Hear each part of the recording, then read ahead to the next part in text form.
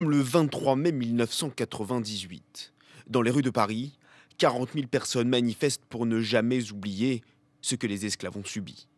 Une manifestation de mémoire, mais aussi une réclamation, faire de l'esclavage un crime contre l'humanité.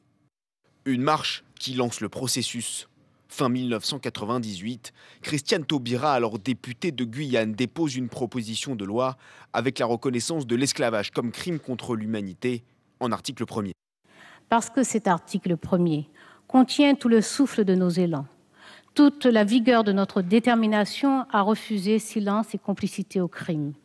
Il dit bien combien nous nous sentons frères des hommes, frères de tous les hommes, dans la souffrance, mais aussi dans la révolte contre cette injustice inqualifiable qui a prétendu éjecter de l'humanité une part d'elle-même. Le 10 mai 2001, c'est au Sénat que la loi est définitivement adoptée à l'unanimité.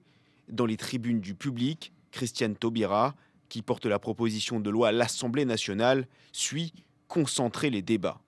L'esclavage et la traite négrière devient depuis ce jour officiellement un crime contre l'humanité aux yeux de la République française.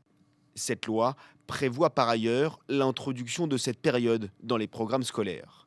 Je m'engage également à ce que dans les programmes scolaires actuellement en cours de refonte, une place réelle rende compte de l'esclavage, rende compte de l'abolition bien sûr, mais aussi de l'esclavage pendant 5 siècles. Ce texte introduit aussi le principe d'une commémoration annuelle, jour historique. Des dizaines de personnes étaient venues d'outre-mer pour suivre les débats, mais l'attention est portée sur une femme, Christiane Taubira.